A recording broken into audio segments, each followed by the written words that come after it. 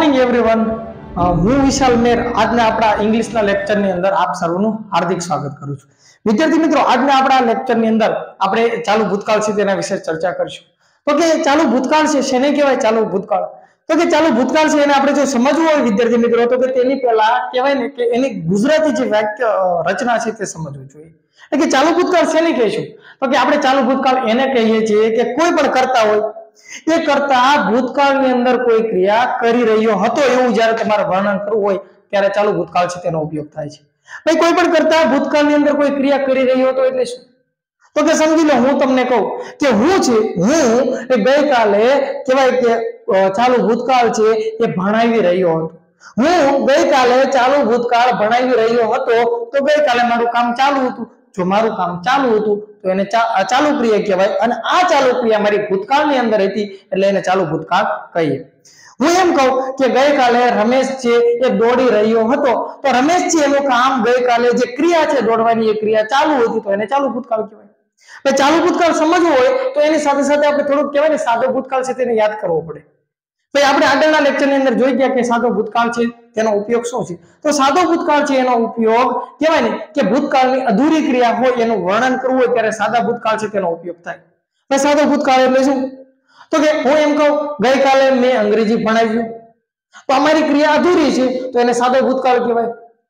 હું એમ કહું ગઈકાલે મેં નારંગી ખાધી, વાત મારી અધૂરી છે તો સાદો ભૂતકાળ કહેવાય.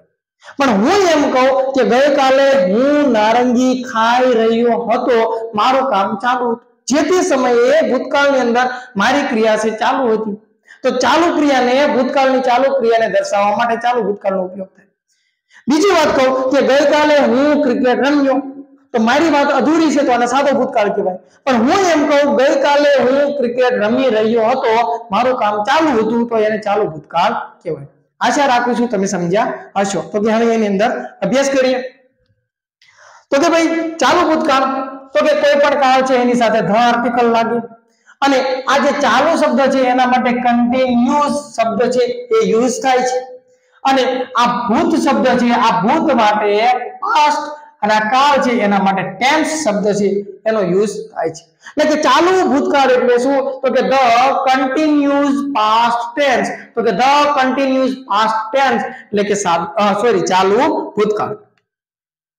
તો કે ચાલુ ભૂતકાળ છે એનો ઉપયોગ શું છે? તો કે ઉપયોગ કરતા છે એ કરતા જે તે હોય, આપણે આગળના લેક્ચરની અંદર પણ ચર્ચા કરી છે, કોઈ વ્યક્તિ હોય અથવા તો કોઈ પ્રાણી હોય કે અથવા તો કોઈ પણ પશુ હોય તો એ કોઈ પણ કરતા ભૂતકાળની અંદર એટલે કે જે સમય પસાર થઈ ગયેલો છે, જે સમય વીતી ચૂકેલો છે એ ભૂતકાળની અંદર કોઈ પણ ક્રિયા એટલે કે કામ એ કરી રહ્યો હતો એટલે કે જે તે સમયે એનું કામ ચાલુ હતું. તો આવી વાત તમારે જ્યારે બતાવવી હોય એટલે કે એવી વાતનું વર્ણન કરવું હોય ને ત્યારે ચાલુ ભૂતકાળ છે એનો ઉપયોગ થાય છે.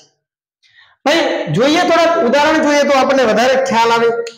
તો કે ઉદાહરણ છે કે ભાઈ મોહિત છે તો કે મોહિત ગઈકાલે એટલે કે ભૂતકાળની અંદર બાઇક ચલાવી રહ્યો હતો.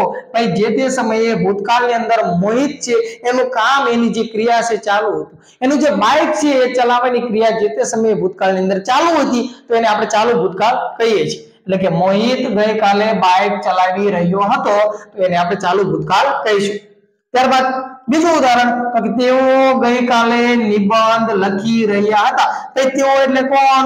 તો કે બહુવચનની વાત છે, ત્રીજા પુરુષ બહુવચન. મારી વાત નથી, તમારી વાત નથી, તેઓ એટલે કે આપણે કોઈ બીજા વ્યક્તિની વાત કરીએ છીએ અને એ લોકો તેઓ જાજા વ્યક્તિઓની વાત કરીએ છીએ તો કે બહુવચન કહેવાય, એટલે કે ત્રીજો પુરુષ બહુવચન. તો કે તેઓ ગઈકાલે નિબંધ લખી રહ્યા હતા. તો ભાઈ તેઓ જે વ્યક્તિ છે એમનું ગઈકાલે જે કામ છે નિબંધ લખવાનું એ કામ ચાલુ હતું તો એને આપણે ચાલુ ભૂતકાળ કહીશું. મારી વાત કરું તો કે હું ગઈકાલે ગીત ગાઈ રહ્યો હતો. તો કે ભાઈ જે તે સમયે ભૂતકાળની અંદર ગઈકાલે એટલે કે ગઈકાલે મારું કામ છે તો કે આ ગીત છે એ ગાવાનું મારું કામ ચાલુ હતું તો એને ચાલુ ભૂતકાળ કહીશું. તો સમજી ગયા છો? તો કે હવે એની વાક્ય રચના જોઈએ. તો કે વાક્ય રચના જોઈએ તો કે એની અંદર આપણને બધાને ખ્યાલ છે કે વાક્ય રચના આપણી છે હકાર, એક નકાર અને પ્રશ્નાર્થ હોય છે. તો કે હકાર છે એની અંદર સૌથી પહેલા કર્તા આવે, કર્તા પછી કહેવાય છે છેલ્લે કર્મ, અન્ય શબ્દ, સૂચક શબ્દ આટલું તો આવે જ છે.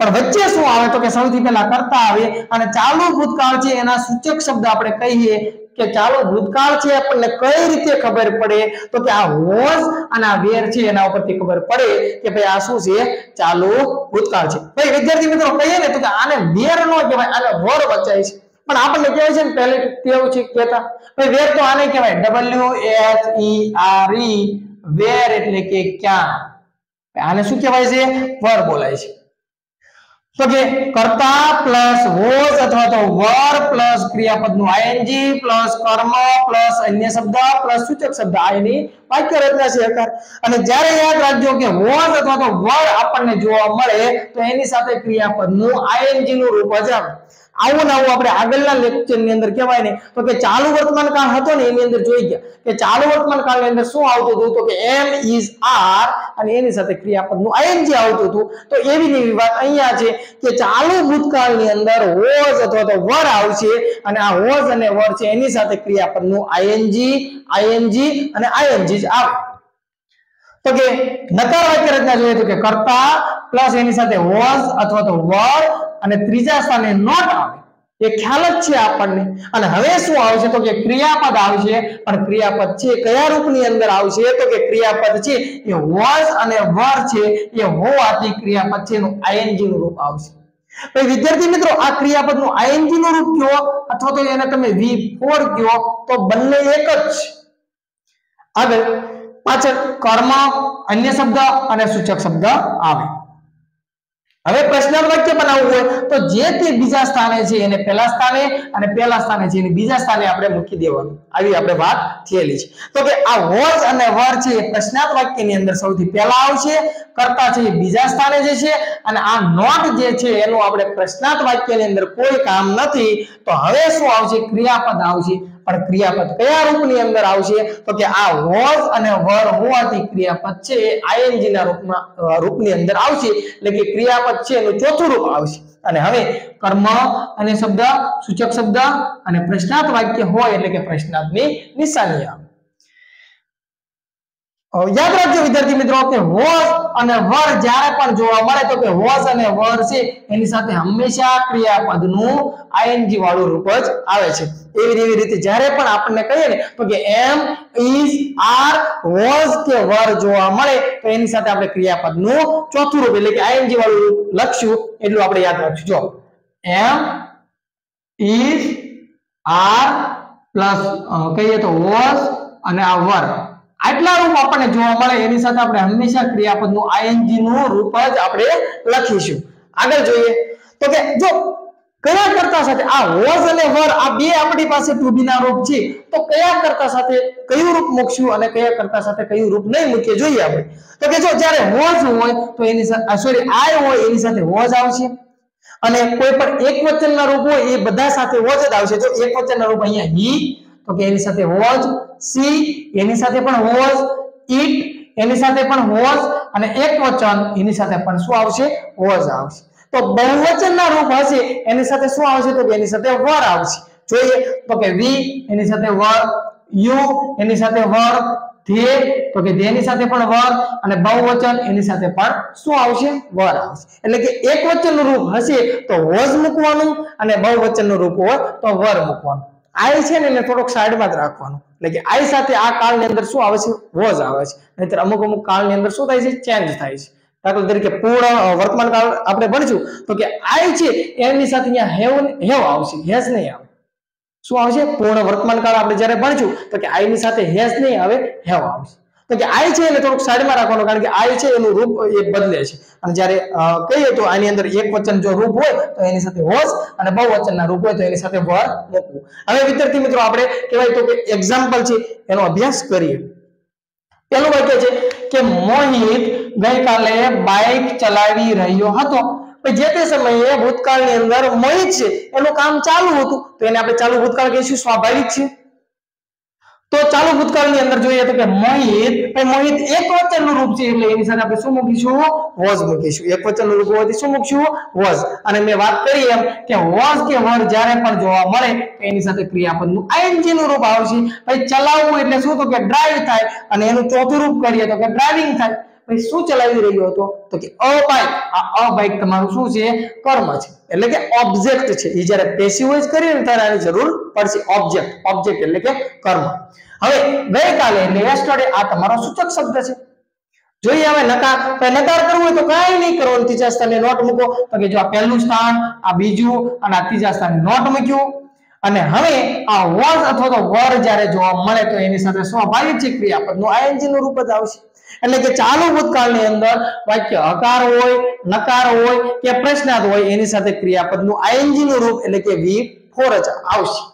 તો કે મોહિત was not driving a bike yesterday. Question mark કરવો છે તો બીજું છે પહેલા સ્થાને, પહેલું છે બીજા સ્થાને. ભાઈ was છે આગળ આવી ગયું અને મોહિત છે એક સ્ટેપ પાછળ રહી ગયું. આ નોટ ની કાંઈ જરૂર નથી. એટલે was Mohit driving a bike yesterday. Question કરવાનો કે was Mohit driving a bike yesterday. શું મોહિત ગઈકાલે બાઇક ચલાવી રહ્યો હતો? ક્વેશ્ચન કરીએ છીએ આપણે. હવે બીજું વાક્ય જોઈએ તો કે તેઓ ગઈકાલે નિબંધ લખી રહ્યા હતા. તેઓ છે એમનું ગઈકાલે કામ ચાલુ હતું એટલે એને આપણે ચાલુ ભૂતકાળ કહીશું. તો કે તેઓ એટલે કે they, અને they પોતે બહુવચનનું રૂપ છે એટલે એની સાથે શું આવશે? વર આવશે. તો કે they were writing an essay yesterday. ભાઈ આ રાઇટિંગ એટલે કે રાઇટ છે એ મૂળ રૂપ છે એની સાથે આઈએનજી શા માટે લાગ્યું? એનું ચોથું રૂપ શા માટે થયું? તો કે અહીંયા વર છે ને એટલા માટે. મેં વાત કરી એમ કે વોઝ અથવા તો વર જોવા મળે તો એની સાથે ક્રિયાપદ છે એનું આઈએનજી નું એટલે કે ચોથું રૂપ જ આવે. ભાઈ નકાર કરવું છે તો જો આ પહેલું, આ બીજું અને ત્રીજા સ્થાને નોટ. આ તો આપણે અભ્યાસ કરેલો જ છે છતાં પણ આપણે અભ્યાસ કરવાનો જ છે. એટલે કે જેટલી બને એટલી તમારે પ્રેક્ટિસ થાય. વિદ્યાર્થી મિત્રો જેટલી તમે પ્રેક્ટિસ કરશો તો કે એટલી તમારે કહેવાય છે એટલું તમને વધારે સમજાય છે. પ્રેક્ટિસ વગર કોઈ પણ વસ્તુ સંભવ નથી. જેટલી પ્રેક્ટિસ એટલી સમજણ વધારે. તો કે they were not, ત્રીજા સ્થાને નોટ. અને હવે ક્રિયાપદ આવશે પણ આ was અથવા તો were, અહીંયા આપણને were આપેલું છે એટલે ક્રિયાપદનું આઈએનજી નું રૂપ જ આવશે. ફિક્સ છે. શું લખી રહ્યો હતો તો કે an essay અને yesterday એટલે કે ગઈકાલે. આ an essay એ તમારું શું છે? કર્મ છે. પ્રશ્નાર્થ કરવું હોય તો બીજા સ્થાને છે પહેલા સ્થાને, પહેલા સ્થાને છે બીજા સ્થાને. તો કે વર આગળ આવ્યું અને they એક સ્ટેપ પાછળ ગયું. આ નોટ ની હવે પ્રશ્નાર્થમાં કાંઈ જરૂર નથી. પણ આ વર આપેલું છે તો કે વર ની સાથે ક્રિયાપદનું કયું રૂપ આવે? ચોથું રૂપ એટલે કે આઈએનજી નું રૂપ આવે. તો કે were they writing an essay yesterday અને છેલ્લે ક્વેશ્ચન માર્ક. ત્રીજું એક ઉદાહરણ પણ જોઈ લઈએ તો કે હું ગઈકાલે ગીત ગાઈ રહ્યો હતો. ભાઈ ગઈકાલે મારું જે ગીત ગાવાનું કામ છે એ કામ મારું ચાલુ હતું તો એને આપણે શું કહીશું? ચાલુ ભૂતકાળ કહીશું. તો હું એટલે કે I છે એની સાથે શું આવશે? was આવશે. તો કે I was singing એટલે કે ગાવું. તો કે ભાઈ was અથવા તો were છે એટલા માટે અહીંયા ing જ આવે. તો કે I was singing a song yesterday એટલે કે ગઈકાલે હું ગીત ગાઈ રહ્યો હતો. આને નકાર કરવું છે તો કે I was not singing a song yesterday. શું હું ગઈકાલે ગીત નતો ગાઈ રહ્યો. આ વાક્ય તમારું નકાર થઈ ગયું. અને જો નકાર છે એટલે ત્રીજા સ્થાને નોટ અને આ was હોવાથી પણ ક્રિયાપદનું આઈએનજી. હું ગઈકાલે ગીત નતો ગાઈ રહ્યો. અને પ્રશ્નાર્થ કરવો હોય કે શું હું ગઈકાલે ગીત ગાઈ રહ્યો હતો તો પ્રશ્નાર્થ કરવું હોય તો આ બીજા સ્થાને છે પહેલા સ્થાને અને આ પહેલા સ્થાને છે બીજા સ્થાને. આ નોટ ની કાંઈ જરૂર નથી. એટલે કે was I અને was આવ્યું એટલે આ ક્રિયાપદનું ચોથું રૂપ એટલે કે આઈએનજી નું રૂપ. તો કે was I singing a song yesterday. શું હું ગઈકાલે ગીત ગાઈ રહ્યો હતો અને વાક્ય પ્રશ્નાર્થમાં છે એટલે છેલ્લે ક્વેશ્ચન માર્ક. તો બસ વિદ્યાર્થી મિત્રો આપણે કહીએ તો કે ચાલુ ભૂતકાળ છે એની અંદર આપણે આટલું જ યાદ રાખવાનું છે કે જેમ ચાલુ વર્તમાન કાળ હતો એની અંદર એમિઝાર આવે છે અને એમિઝાર છે એની સાથે ક્રિયાપદનું આઈએનજી નું રૂપ આવે છે. જ્યારે ચાલુ ભૂતકાળ છે એની અંદર શું છે? એના ટુ બી ના રૂપ શું છે? તો કે was અને were છે. જેમ એમિઝાર છે એની સાથે ક્રિયાપદનું આઈએનજી નું રૂપ આવતું હતું એમ જ was were છે એની સાથે ક્રિયાપદનું આઈએનજી નું રૂપ આવશે ને આવશે. ચાહે વાક્ય હકાર હોય, નકાર હોય કે પ્રશ્નાર્થ હોય. હું આશા રાખું છું કે તમને મારો વિડીયો પસંદ આવતો હોય છે અને મેં જે ભણાવ્યું તમને સમજણની અંદર આવ્યું હોય છે. તો જો મારો વિડીયો પસંદ આવતો હોય તો એને લાઈક કરો, શેર કરો અને સબસ્ક્રાઇબ કરો. આભાર.